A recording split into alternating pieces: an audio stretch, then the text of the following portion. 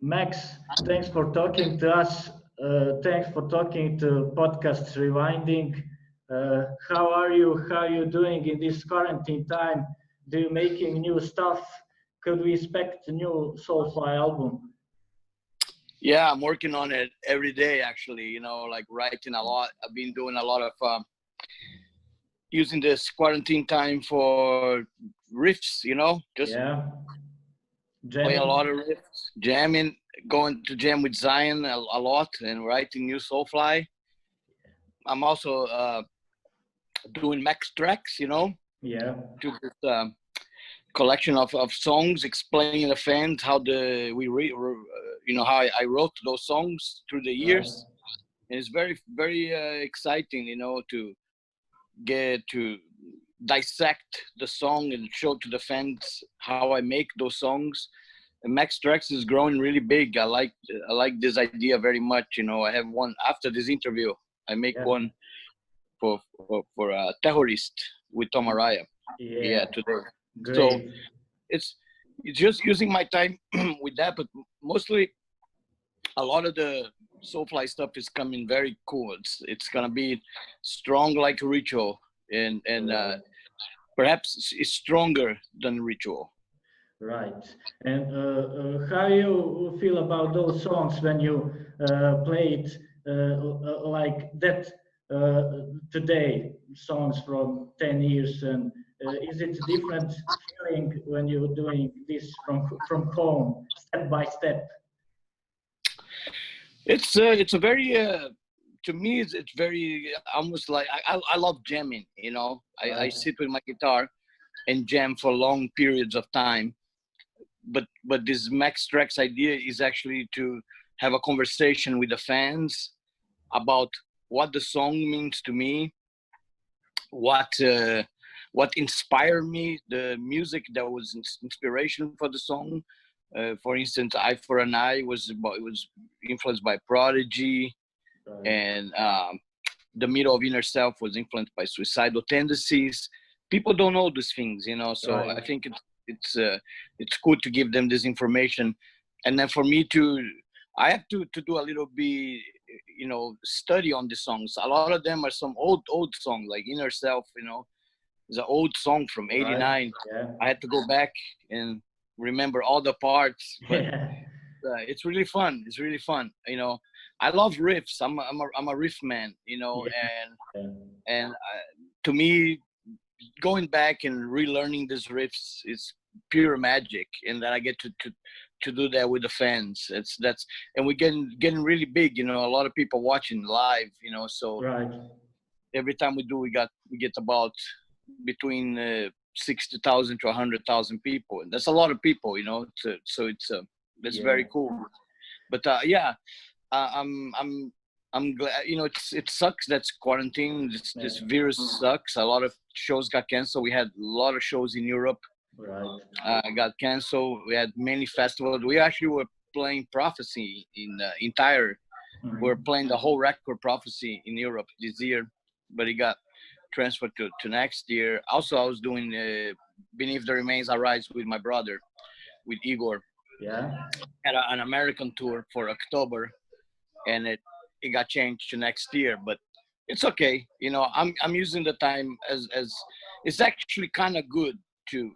I spend more time now on a record, so I think this Soulfly record is going to be even better because I'm spending more time on this record than I did on the other one. So it's going to be a more powerful record. Yeah, you give me kick to ask you a few questions. First, you have luck as a touring musician. You're playing with your brother in Cavalera Conspiracy. You're playing with your son in Soulfly. Also, your wife is a long time manager. That's a real happy for you. And do you feel less homesick in that way? I like it like this because we have a connection with people you can trust, family, and sometimes you fight, it's normal, we argue and stuff because we care about the music, we care about the ideas, you know, but I think the environment, what we create in this house is very special. You know, it's a special thing. You know, I always dream about playing with my kids, and now I get to do records with Zion, you know, and I also jam with Igor all the time, and also my brother Igor. And so it's always you know, working with Gloria. She's a great manager. She's up in the middle of the night making connections. You know, she connects me through guys like you, you know. She makes sure these things happens, you know. So I'm not some big star that nobody can talk to, you know. That's not true. I'm still very much relatable person, you know, and I like doing things like this, like talking to you guys, you know, just talking to fans in general, you know. I know I see your Soulfly symbol in the back there. Very cool. This is pure example of that, and she's a most lovely PR and manager I ever spoke to. That's really that's the thing. And second, I want to ask you. You said you hear music all the time. What other genres of music do you listen beside metal? What do you like? Well, I have a big curiosity in world music department. Of course, you know, I like to listen to music from other countries. Just for curiosity, you know, I listen to a little bit Moroccan music and a little bit of you know, like sometimes a little bit of Persian music, sometimes a little bit of African music, but also a big fan of dub, which is kind of my second music that I like apart from metal. Dub to me is it's mostly instrumental. You know, there's not many lyrics. You know, reggae has more lyrics and like political lyrics, but dub is more about ambient music and stuff. So, and I like I like a lot of the artists. You know, I like I don't know if you know, it's people like Adrian Sherwood and Ghetto Priest and Asian Dub Foundation and you know, Dub Caravan and people like that. It's kind of like really, it's my second music that I really listen to a lot, you know, but always metal first. And I want to ask you about your song Anti-Cup. You are also in the States. How do you feel about all this situation politically and racial tension and all this craziness beside this virus? Yeah, it's complicated. Always, even started in Brazil. There's this problem with police. You know, when we were teenage, I talked about this in my book. We are more scared of the police than of the devil. You know, that's what we used to say. You know, because you could be walking in the street in Brazil without an ID card, you can get thrown in jail, and once you get thrown in jail, really bad things can happen. Really horrible, even die, you know. And right now here in America is also a lot of this same problem, you know. There's definitely a racial problem in this country, and it's very difficult to, I don't know, like how hopefully they can find a way to fix it. But I like this protests, these people going on the streets and protest. That's how we do in South America a lot. South America is the land of protests. Everybody protests, especially Argentina and Chile. They're always on the street, you know. So it's picking it up here. So and I wrote songs about that. Refuse and Resist is a protest, you know. And you know, and I think the lyrics of Refuse and Resist fits right now perfectly, you know.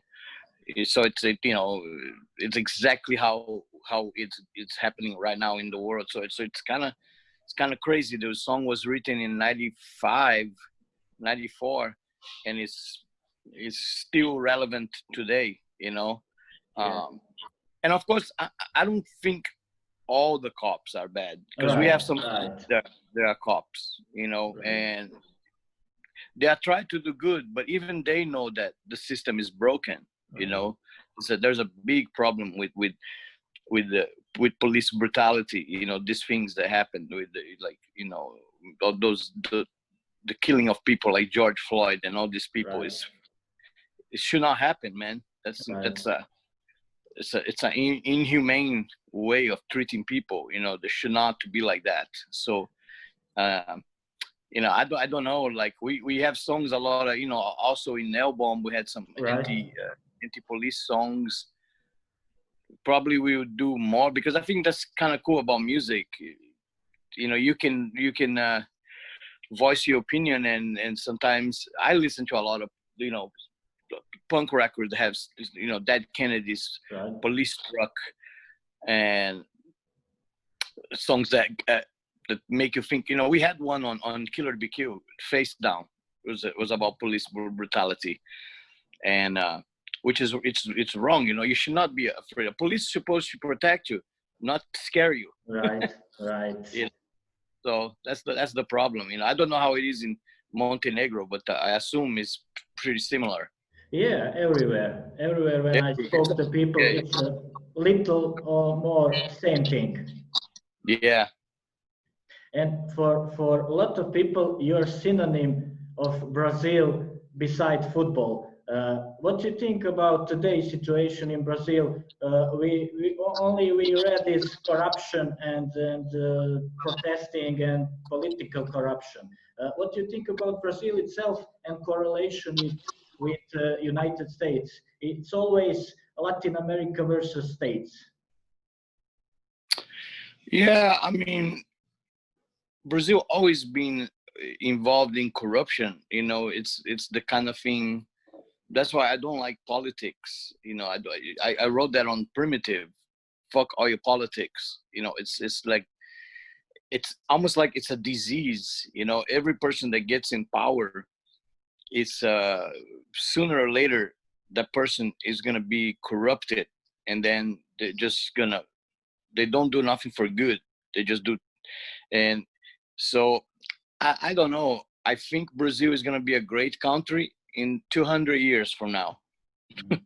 We won't be here. We're not gonna be here, but you know, because it's really a beautiful place. It's a beautiful country, and it has a lot of, you know, it's self-sufficient. You know, it doesn't rely on any other country, and that's that's amazing. You know, you have the Amazon and you have a lot, but the problem is the corruption and education. A lot of people are not educated, and that becomes a big problem, because they are easily manipulated by government. We had one good president back in the 80s.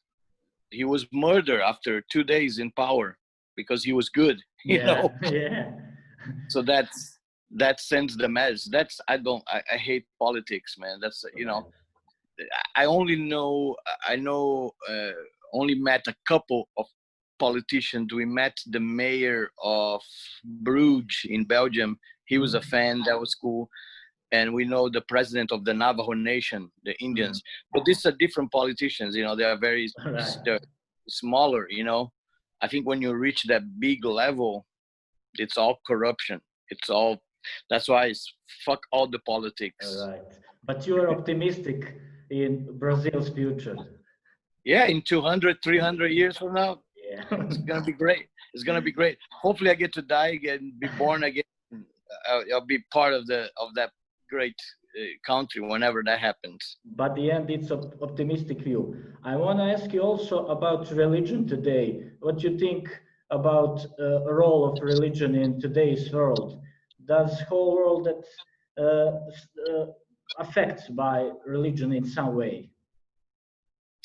Yeah, that gets even more complicated, because there's a lot of bad and some good, you know. And you know, I think it's a very personal thing.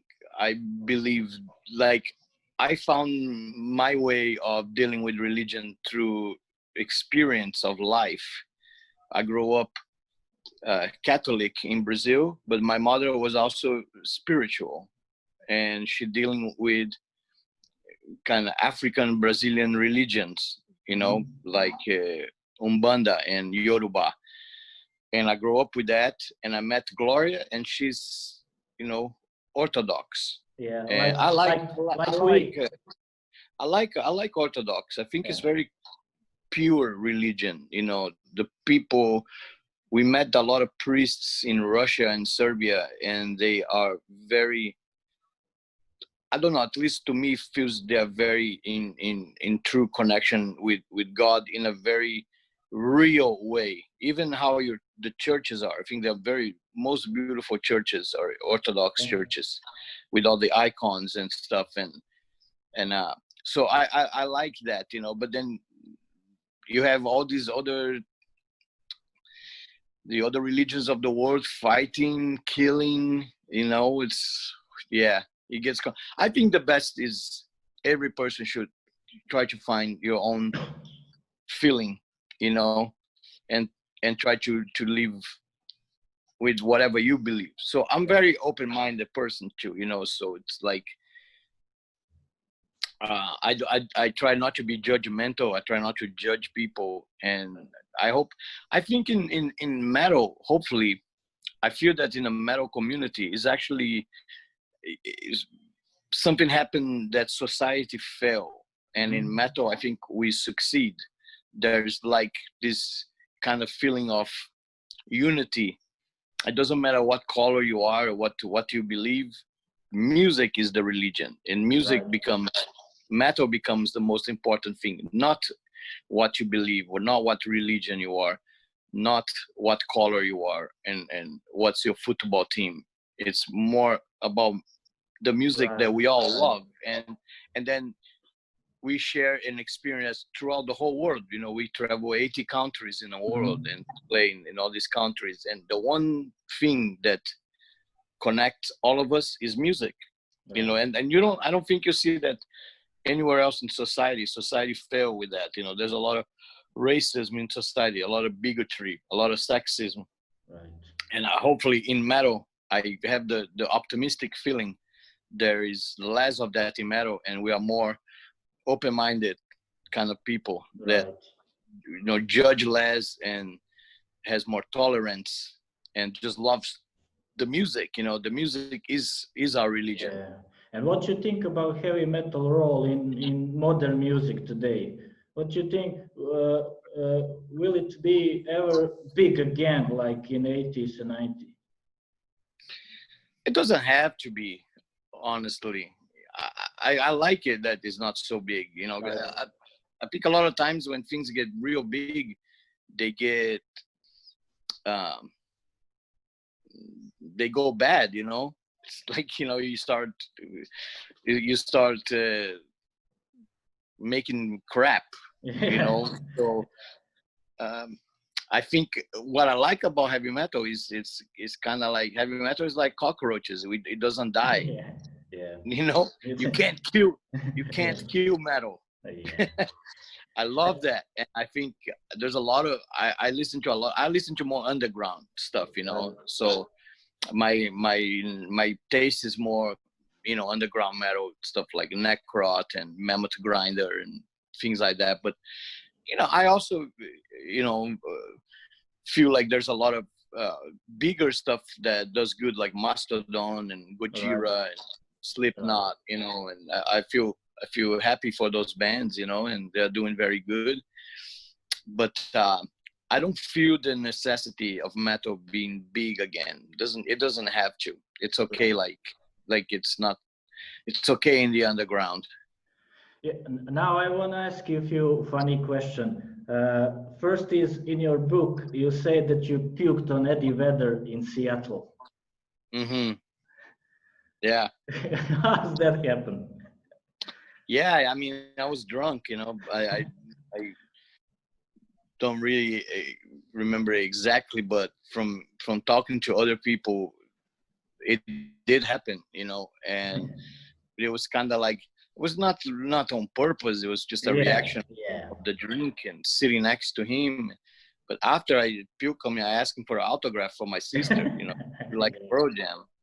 You know, I myself, I don't really like Pro Jam, you know, I don't have a big effect on me, but it's just a funny, it's in a lot of like my drinking days, you know, I was always been kind of a Tasmanian devil when I drink, you know? a lot of, you know, a lot of crazy things happen when you drink. Yeah. But that's the best part of drinking. Yeah, you know, it's if there is a best thing. Funny shit happens when you drink. Yeah. But also bad shit. So that's why you have to look out for it, you know. Right. I'm kind of like straight edge now for about 12 years, you know. It's good. Because I was actually, you know, I went to a doctor and it's like, you're killing yourself, man. You know, you're not gonna be here. In 5 years, you're gonna be dead, you know. And I was like, what do I like drinking more than life? No. Do I like metal and my family more than drinks? Right. Yeah. So it was a very kind of easy decision, you know.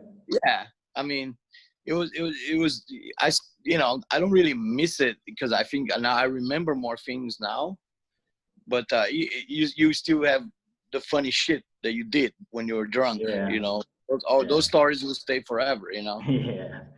And to me, it's kind of cool that, you know, actually it's kind of the way I feel. It's like I think I talk a little bit about that in the book. Right. Is actually I went to the dark side and came back alive, you know, because I was also doing a lot of drugs, a lot of pills, you know. One thing I never did was heroin, you know. I never put a needle in my arm, and I tried to, but they wouldn't let me. You know, it was Al Jorgensen, you know. He wouldn't. I put my arm to shoot heroin, and he would not shoot. He's a good man. Yeah. He saves you. He saved me. You know, because, you know, look at you know, look at Lane from Alice in Chains and all these people that die from heroin. It's a tragedy, you know. Right. So, but, you know, I did abuse it from everything else, you know. All the other drugs, I did everything. Now, so it's kind of cool to go to the dark side, come back alive, talk about it, and hopefully inspire some people too that are going through some problem, be an inspiration for them to quit too if they want to, you know. That's a rebirth. Yeah. Right. And can you tell me what's your most loved band that you tour with? Most loved band that I tour with? Yeah. You put me on a spot, man. That's hard. You know, there's a lot of really, really, really fun guys that we tour with. I think one of the most nice guys, it was either Nile was very nice, and Immolation. Yeah. Very nice guys, very super. I can't believe they played death metal. They're too nice. Yeah. I told that to Rod. You're too nice to play death metal, man. And do you play football and watching games? Do you support any team? Yeah, I'm a big Palmeiras fan of Brazil, you know, and I like my brother had to get a team in England, so he got Arsenal. Mm-hmm. For me, I kind of went the other way. I told him I like Millwall, which is a punk rock team. Very hoodlum, you know. Yeah. But my father also liked Juventus, you know, so I like Juventus too. I'm not a big Ronaldo fan, but I like Juventus. But he's a good footballer, you know. Yeah, he is. You know, I like football a lot. You know, especially World Cup. I think World Cup is very exciting. I think hopefully Brazil will do better in the next one. Yeah. They need to stop with this all these you know, big star trips and go back to being footballers. Yeah. You know, all these guys think they are rock stars. They're not rock. You're a footballer, man. Leave the rock star shit for the pros. Yeah. The rock stars are rock stars. You're a footballer. and that's why France won, you know, in a World Cup, because they were real true footballers, you know. And you had Brazil, you know, bringing I bring in hair people to take care of your hair before the game. What kind of shit is that? or mohawk. Yeah, play football, man. And Max, for the end, I always want to ask Max Cavalera, what's the first thought of you when you play song Roots, Bloody Roots? It's very powerful, you know. It's a unique song, you know. I wrote this song was in the same way I wrote Eye for an Eye. It's the same principle. It's the simplicity of almost like minimalistic riff that can be played with one string, but is full power, you know. Yeah. So it's like one of those, especially when you're playing for big crowds in festivals. Roots is just amazing. We just did one in Mexico in February. Right. It was the show in the world. It was the Hell in Heaven festival. And I did one night with Soulfly and one night with my brother playing Roots. And the minute you hit, it's a very cool feeling, because the minute you're very nervous to get on the stage, very tense, you know, your muscles are tense. And the minute you get on the stage and Igor counts to 2, because they always use 2 counts, not 4, only 2. So it's like 1, 2, now. When that hits, there's an electricity that goes through your entire body. It goes from your feet to your head. All your hair stands up. That's real powerful. And that from that moment on is fucking power. It's all power. I must say, when I heard that song, I think of Luciano Pavarotti. Oh yeah, okay. when he sings it. I have no idea how that happened. You know, I don't know. It's crazy, but you know, it is a very it's almost like a mantra. You know, it's a repetition. Right. The riff is very repetitious, and the chorus is very catchy, and it's just kind of happened like that. It's one of those songs. You know, it's a unique. I like the very end when it gets very heavy. You know, with the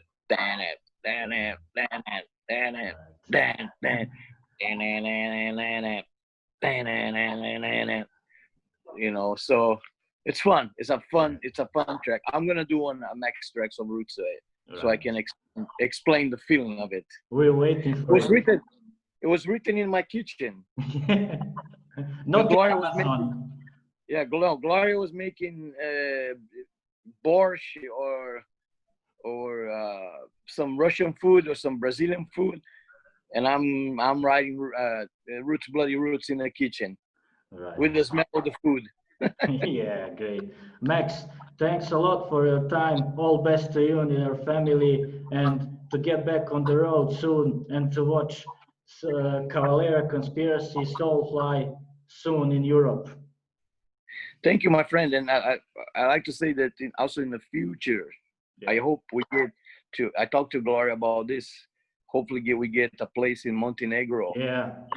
We like to have a house there to come and write some music and spend half the year in America and the other half in Montenegro. It's very beautiful there, huh? Yes, it's very beautiful. The coast, the mountains, it's small country, so you can ride it from end to end like in 3 hours.